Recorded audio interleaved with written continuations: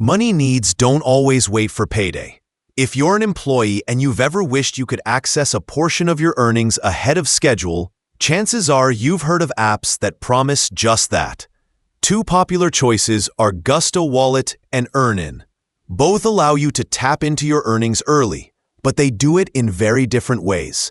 In this video script, we'll walk you through how each one works, highlight their strengths and drawbacks, and offer a clear comparison so you can figure out which may be the better fit for you.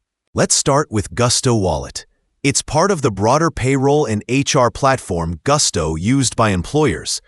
With Gusto Wallet, employees can access a spending account and debit card, set up automatic savings goals, and even get a cash advance from wages they've already earned. If their employer uses Gusto's system, the advance isn't charged interest, and early pay may be available. For example, up to 2 days before payday, when direct deposit goes through the Gusto Wallet account. So for someone whose employer offers it, it's integrated, transparent, and comes with built-in savings features and budgeting tools.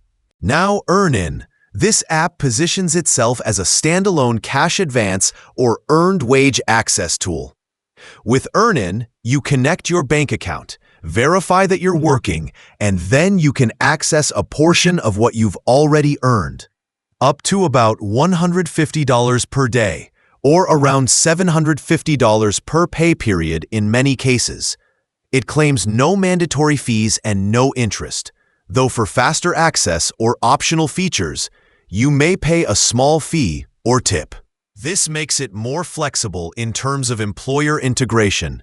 You may use EarnIn even if your employer does not use Gusto or similar systems. In the end, both apps offer a similar promise: get paid for what you've already earned when you need it. Gusto Wallet wins on simplicity, integration, and savings features if your employer supports it.